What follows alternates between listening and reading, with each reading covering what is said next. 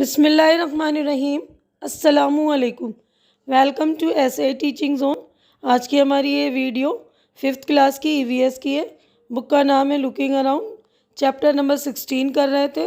तो इससे पहले हमने यहाँ तक पेज नंबर 152 यहाँ तक कंप्लीट कर लिया। इससे पहले की वीडियो 2 वीडियो मैंने बना दी है, तो हमने यहाँ तक कंप्लीट कर लिया। आज हम यहाँ से स्टार्ट करेंगे चाइल्डहुड स्टोरी।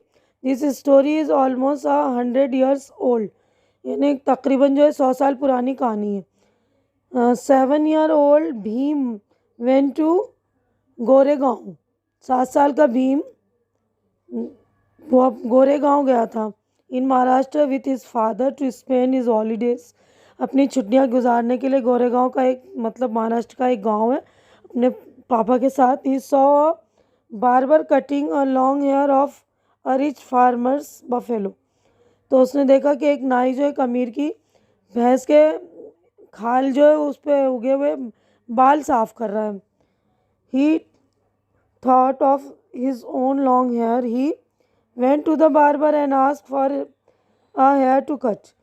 तो उन्होंने सोचा कि मैं भी अपने लंबे बाल कटवा लूँ, तो वो नाई के पास गया और उसको काटने के लिए कहा। The barber replied, if I cut your hair both my razor and I will get dirty. तो नाई ने जवाब दिया, अगर मैं तुम्हारे बाल काटूंगा तो मेरा इस्तिरा और मैं खुद भी जो है दोनों गंदे हो जाएंगे हम लोग। So to cut human hair can be dirtier than cutting an animals hair, wonder little Bhim. तो भीम ने सोचा कि ये नहीं कि इंसान के बाल काटना भैंस के बाल काटने से ज़्यादा गंदा काम है क्या। उसको ये सोचकर बहुत ताज्जुब हुआ था। तो later this little Bhim was known as a Bhimrao Baba Saheb Ambedkar. तो बाद में ये से छोटा ही भीम जो है बड़े होकर उन्होंने नाम पाया ना, शोहरत पाई थी। उनका नाम जो है भीमराव बाबा साहेब अम्बेडकर है ना, वो तो पूरी दुनिया में मशहूर है। ने become very famous across the world. Baba Saheb fought for justice for people like him, यानी उन्होंने अपने जैसे लोगों के लिए नाइंसाफ़ी के खिलाफ जो है लड़ाई लड़ी थी। After India's freedom the constitution was prepare under the leadership of Baba Sahab. तो आज़ादी के बाद जो है इनकी लीडरशिप में जो हिंदुस्तान का कानून बना था। कितनी बड़ी बात है ना कि एक जो अनटचेबल जो जिनको समझा जाता था उन्होंने ही हिंदुस्तान का कानून बनाने में रहनुमाई की थी। अब आगे बढ़ते हैं। देखिए, a conversation in school the reality today. School में एक बातचीत हुई, आज की जो सच्चाई है। Hetal, I am Hetal and this is Meena, we both study in class 3rd। मैं हेतल हूँ और ये मीना है, हम दोनों जो 3री क्लास में पढ़ते हैं। What all do you do in school, आप सब स्कूल में क्या करते हो पढ़ने के अलावा। Meena, we clean the ground, हम जो है मैदान साफ़ करते हैं। Do all children clean, no not all. Meena, we also have to clean the toilet, we do it on different day. I clean on Monday, she does on Tuesday, and she on Wednesday. All the children from our community do this. तो उसने बोला क्या सब बच्चे साफ़ करते, तो उन्होंने कहा नहीं, हमको जो टॉयलेट हमको साफ़ करने पड़ते हैं। मीना ने बोला सबको दिन बांट दिए गए, मैं सोमवार को करती हूँ, मंगल को, ये बुध को। तो हमारी जो कम्युनिटी है सब बच्चे ये काम करते हैं। Hetal, we have to carry 20 buckets of water for this, we have to sweep and wash, यानी हमको जो है 20 बाल्टियाँ पानी की ले जानी पड़ती है, झाड़ू भी लगानी पड़ती है, उनको वॉश भी करना पड़ता है। Why only you, why not all the children, सिर्फ तुम ही क्यों करते हो, सब बच्चे क्यों नहीं करते हैं। तो हेतल बोलती है only we have to, if we don't we get beaten, सिर्फ हमको ही करना पड़ता, नहीं करते तो पिटाई होती है। तो ये जो कहानी ली हुई है स्टॉलन के कहानी से ली हुई। फिल्म एक बनी थी इंडिया अनटच्ड, तो उस वाली फिल्म से ली हुई कहानी है। तो अभी हमारा page number 152 complete. Next page पर चलते हैं। तो देखिए पेज नंबर 153 पे ये टेल है, ये क्वेश्चंस हैं। तो देखिए, who does the cleaning in your school, what all has to be clean. यानी आपके स्कूल में सफाई कौन करता है, इसे क्या क्या साफ़ करना पड़ता है। तो ये सारे देखिए क्वेश्चन है, इसके आंसर्स देख लीजिए आप। तो देखिए इसका आंसर है there are sweepers who do cleaning in my school, they clean the rooms, the terrace, toilets and the playground. तो स्वीपर्स हैं स्कूल में, तो सारा काम करते हैं। अब नेक्स्ट क्वेश्चन है, do all children like you help in this, if yes how. तो यानी कि क्या आपके जैसे सब बच्चे इस काम में मदद करते हैं, हाँ तो किस तरह। Yes, most of the children help in this, we keep our classroom clean, we do not throw waste anywhere but in the dustbin only. यानी हम भी सब मदद करते हैं, क्लास में गंदगी नहीं करते हैं ना। If all do not help why not, all सब काम नहीं करते तो क्यों नहीं करते। तो इसका आंसर देखिए, some of student who belong to rich families do not help. कुछ रिच फैमिली से आते तो वो लोग हेल्प नहीं करते, they think that the job of cleaner is dirty job. तो साफ़ करने का काम वो सोचते हैं गंदा काम है। अब नेक्स्ट क्वेश्चन है, do all children do all kinds of work. No, all children do not do all kinds of work, children who consider some jobs as dirty avoid doing such jobs. यानी जो इन कामों को गंदा समझते हैं वो करते नहीं। अब नेक्स्ट क्वेश्चन है, do they sometimes have to miss classes to do this work. No, there is no need to miss classes for doing this work. यानी ये काम करने के लिए वे क्या इनको पढ़ाई या क्लास छोड़नी पड़ती, तो नहीं छोड़नी पड़ती।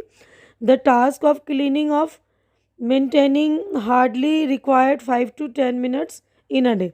यानी सारे काम करने के लिए मतलब मुश्किल से 5 से 10 मिनट लगते हैं, तो कोई क्लास हमें जो छोड़नी नहीं पड़ती। अब नेक्स्ट क्वेश्चन है, do the girls and the boys do same kinds of work. Yes, both girls and boys do the same kinds of work. अब नेक्स्ट क्वेश्चन है, यानी गर्ल्स और बॉय जो है दोनों करते हैं। What all work do you do at home. यानी आप घर पर क्या काम करते हो। तो I help my parents in doing many house hold course chores. I clean my room and my bathroom. I help my mother when she has to keep clothes for hanging in the sun. अब देखिए next question है, is the work done by boys and girls, man and women the same. क्या लड़के लड़कियों मर्द औरतों के काम बराबर है। No, the work done by boys and girls, man and women are somewhat different. यानी कहीं कहीं थोड़ा डिफरेंट है। There are certain task which are suppose to be done by ladies only, for example cooking, sewing, washing and ironing clothes. यानी कुछ काम जो है लड़कियां सिर्फ करती, जैसे खाना पकाने का, धोने वोने का, प्रेस करने का कपड़े। There are certain task which are suppose to be done by man only, for example repairing a fault in electricity, repairing the car, moving heavy items etcetera. यानी जो आदमियों के काम होते हैं वो आदमी करते हैं ना, जैसे इलेक्ट्रिसिटी की कोई रिपेयरिंग का काम हो, कोई कार का, कोई भारी वज़न का जो उठाने के आइटम होते हैं तो वो आदमी ही करते हैं। अब नेक्स्ट क्वेश्चन है, would you like to bring some changes, what kind है। क्या आप इसमें कुछ तब्दीलियाँ लाना चाहेंगे, किस तरह की। Yes, I would like to bring some changes. For example, men should also learn cooking, washing or ironing or clothes can be done by men also. Women should also be allowed to do a job they want to do. यानी औरतों को जो काम करना वो करना चाहे, आदमी को भी खाना पकाना सीखना चाहिए ना, सभी काम दोनों ही कर लें। तो देखिए यहाँ तक हमने क्वेश्चन आंसर कर लिए। उसके बाद ये डिस्कस करके बताइए कि do people look at different kinds of work in the same way. यानी लोग जो है मुख्तलिफ काम जो करते हैं, अलग अलग काम, क्या वो एक तरह से सब कामों को देखते हैं। If not, why is this so. अगर नहीं तो ऐसा क्यों नहीं है। Why is it important to bring change. तो तब्दीली लाना क्यों ज़रूरी है, क्यों इम्पॉर्टेंट है। उसके बाद next question, Gandhi ji favourite song यानी भजन is given here. This bhajan is in Gujarati, ये गुजराती में जो भजन है। Try to understand the meaning of this, तो इसका मीनिंग समझना आपको।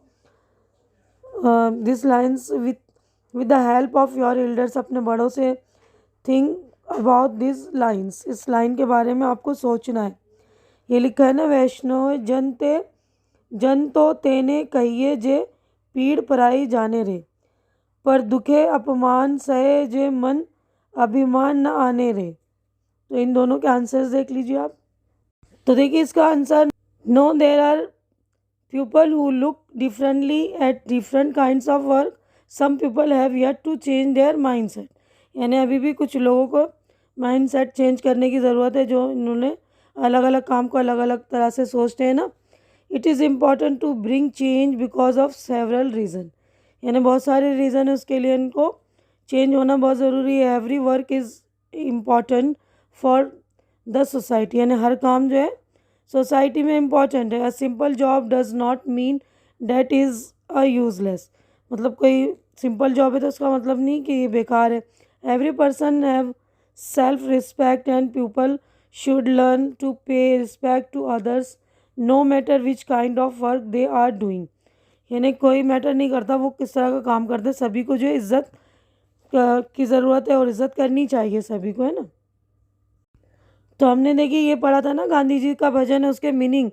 तो ये देख लीजिए इसका आंसर कि the meaning of this lines is as follow, an ideal person is one of who understand the pain of other, यानी दूसरों का दुख दर्द जो समझता है।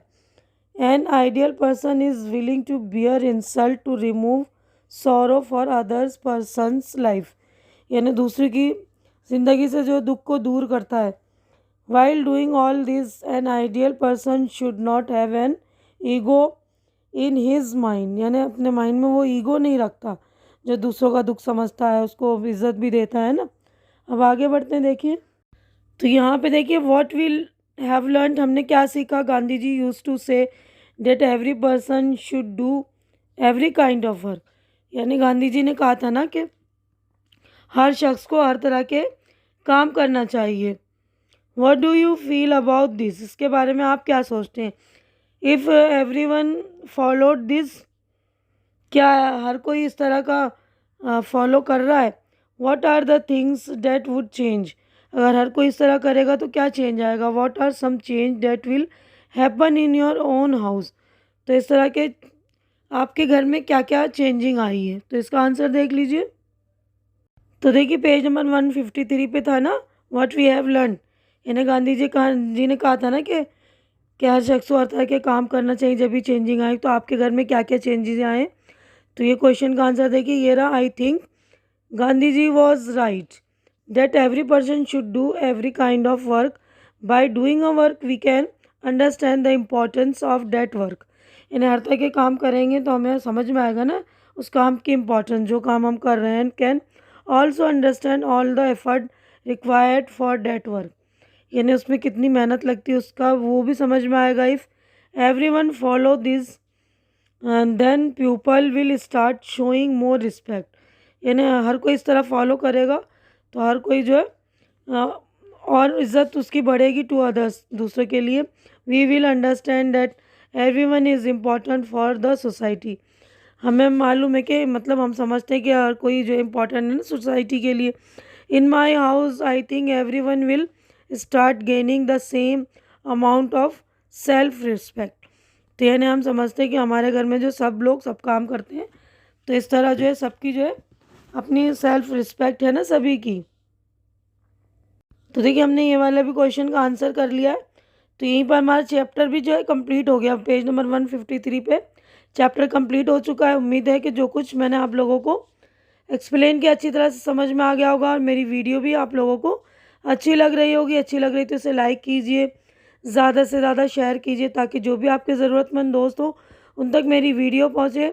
और मेरे चैनल को सब्सक्राइब करके आप लोग मेरी भी हेल्प कीजिए, मुझे इनकरेज कीजिए, मेरी हिम्मत बढ़ाइए। हमारी नेक्स्ट मुलाकात इंशाल्लाह नेक्स्ट चैप्टर में होगी। तब तक के लिए आप लोग अपना ख्याल रखिए, मुझे दुआओं में याद रखिए। अल्लाह हाफिज़।